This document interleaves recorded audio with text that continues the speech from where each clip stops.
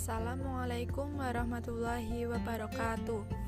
Perkenalkan, kami dari kelompok 10 yang beranggotakan Amanah Fitri Ramadhani NIM 192111247 dan saya sendiri Laksita Anggun Pradika NIM 192111254. Di sini kami akan menjelaskan mengenai materi yang berjudul Islam, Perempuan, dan Demokrasi. Nah, yang pertama di sini saya akan menjelaskan mengenai pengertian-pengertian tersebut. Yang pertama yaitu pengertian Islam. Islam secara bahasa berarti tunduk, patuh, atau berserah diri. Sedangkan menurut syariat, apabila diutarakan berada pada dua pengertian. Yang pertama, apabila disebutkan sendiri tanpa diiringi kata iman, maka pengertian Islam mencakup seluruh agama, baik usul atau pokok maupun furu atau cabang, juga seluruh masalah akidah, ibadah, keyakinan, perkataan, dan juga perbuatan. Yang kedua, apabila kata Islam disebutkan bersamaan dengan kata iman, maka yang dimaksud Islam adalah perkataan dan amalan-amalan lahiriah yang dengannya menjaga diri dan hartanya, baik dia meyakini Islam ataupun tidak. Tidak diragukan lagi bahwa prinsip agama Islam yang wajib diketahui dan diamalkan oleh setiap muslim ada tiga. Yang pertama yaitu mengenal Allah Subhanahu wa Ta'ala. Yang kedua, mengenal agama Islam beserta dalil-dalilnya. Dan yang ketiga, mengenal nabinya, yaitu Nabi Muhammad SAW. Yang kedua yaitu pengertian perempuan. Secara etimologis, perempuan berasal dari kata empu yang berarti tuan, yaitu orang yang mahir atau berkuasa, kepala, hulu yang paling besar. Namun menurut Zaitunah Subhan, kata perempuan berasal dari kata empu yang berarti dihargai. Lebih lanjut, Zaitunah menjelaskan pergeseran istilah dari perempuan ke wanita.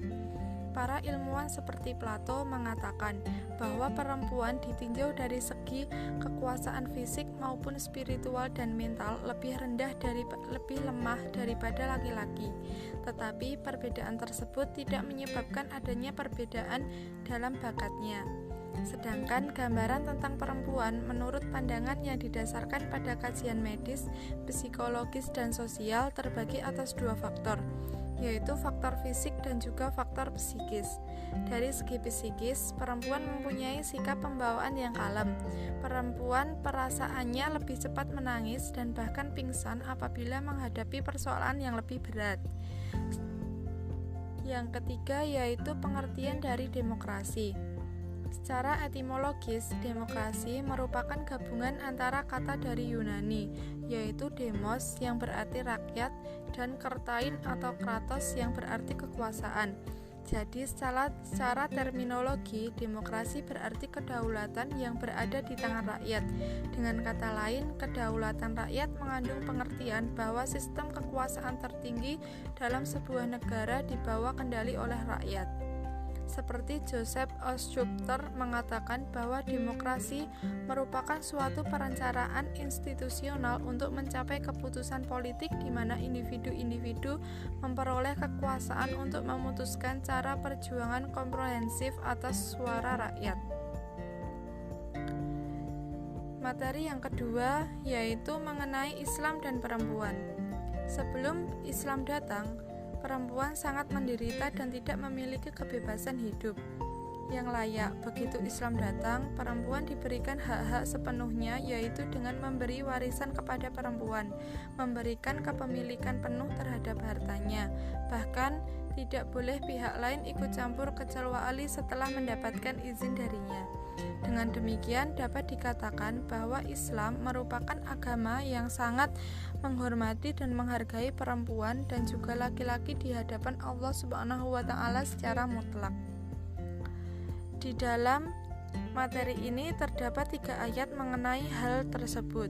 Yang pertama yaitu Quran Surat Al-Hujurat ayat 13.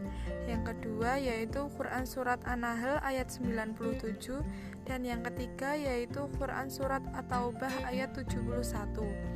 Berdasarkan keterangan 3 ayat di atas, dapat ditarik sebuah benang merah bahwa Islam mengangkat derajat seorang wanita dan memberikannya kebebasan, kehormatan, serta kepribadian yang independen. Bahkan di dalam Al-Quran tidak ditemukan ayat-ayat yang menunjukkan keutamaan seseorang karena faktor jenis kelamin atau karena keturunan suku bangsa tertentu. Kemandirian dan otonomi perempuan dalam tradisi Islam sejak awal terlihat begitu kuat.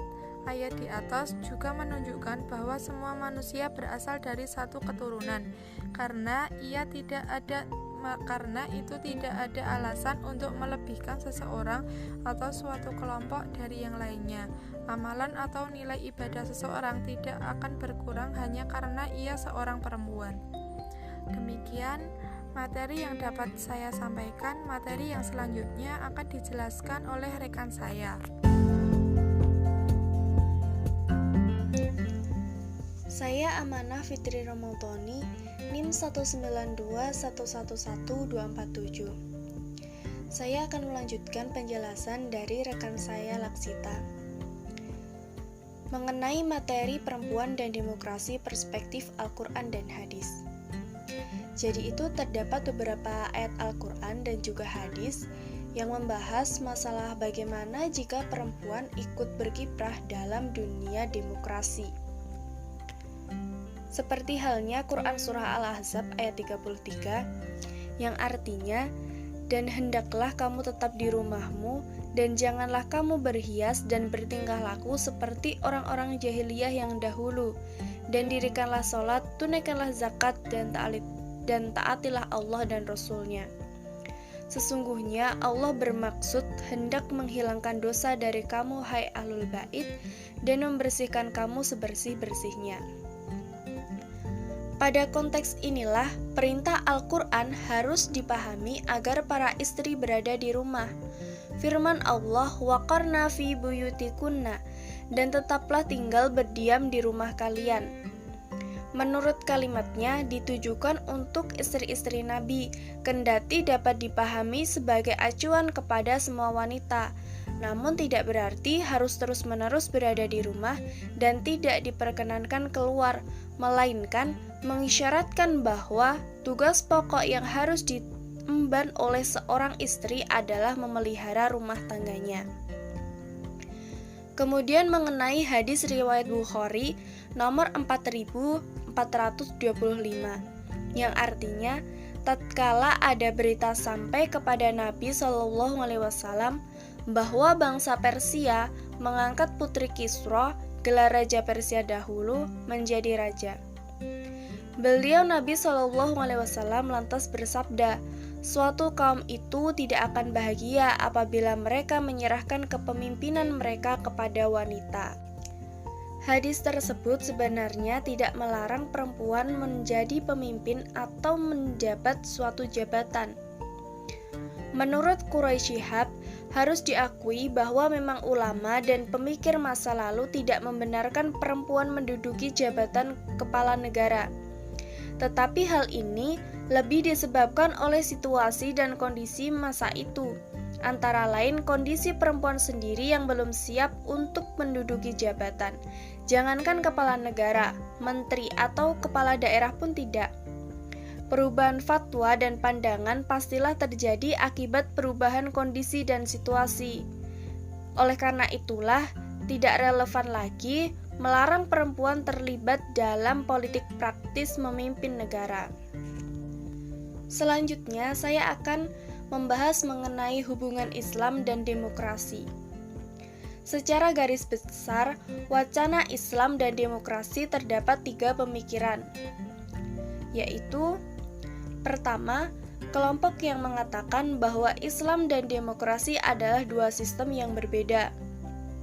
Kelompok ini sering disebut dengan kelompok Islamis atau Islam ideologis, yang memandang Islam sebagai sistem alternatif demokratis, sehingga demokrasi sebagaimana konsep Barat tidak tepat dijadikan acuan dalam kehidupan berbangsa dan bernegara.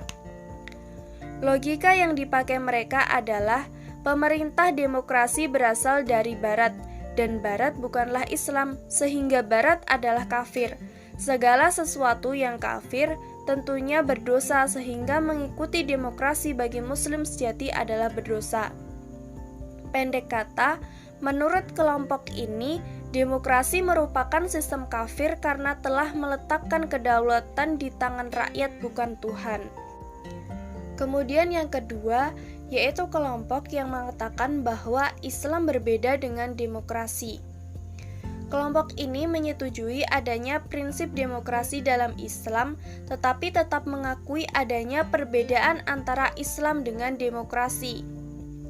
Demokrasi dalam Islam juga memiliki wawasan yang mirip, tetapi perbedaan terletak pada kenyataan jika di dalam sistem Barat suatu negara demokrasi menikmati hak kedaulatan mutlak. Dalam demokrasi Islam, kekhalifahan ditetapkan untuk dibatasi oleh batasan-batasan yang digariskan hukum ahli. Kemudian yang ketiga adalah kelompok yang mengatakan bahwa Islam membenarkan dan mendukung demokrasi. Kelompok ini sering disebut dengan kelompok moderat atau kelompok liberal. Menurut kelompok ini, Islam merupakan sistem nilai yang membenarkan demokrasi seperti yang sekarang diimplikasikan di negara-negara maju. Pemerintahan ini disebabkan apa yang dianggap prinsip-prinsip demokrasi sesungguhnya juga terkandung dalam ajaran Islam, seperti keadilan, persamaan, musyawarah, dan lain sebagainya. Nah, jadi dari pembahasan tadi dapat diambil kesimpulan atau suatu benang merah, yaitu Islam memandang perempuan adalah sosok yang memiliki kemuliaan. Perempuan setara dengan laki-laki, di mana dia mempunyai hak yang sama sebagai makhluk Allah. Al-Quran dan hadis dalam memandang perempuan dan demokrasi yaitu, jika diartikan secara tekstual, maka perempuan tidak berhak ikut andil dalam demokrasi. Akan tetapi, jika diartikan secara kontekstual, maka perempuan berhak ikut serta dalam demokrasi. Islam dalam memandang demokrasi terdapat 3 kelompok. Pertama, Islam dan demokrasi adalah 2 sistem yang berbeda. Kedua, Islam berbeda dengan demokrasi. Dan yang ketiga, Islam membenarkan dan mendukung demokrasi. Sebelum penutup, terdapat kalimat dari Abu Hamid Al-Ghazali yang mungkin bisa menjadi penyemangat kita untuk selalu giat dalam menuntut ilmu. Kalimat beliau adalah, menuntut ilmu adalah takwa, menyampaikan ilmu adalah ibadah, mengulang-ulang ilmu adalah zikir, dan mencari ilmu adalah jihad. Itu tadi penjelasan dari kelompok kami. Mohon maaf apabila ada kesalahan. Sekian dan terima kasih. Wassalamualaikum warahmatullahi wabarakatuh.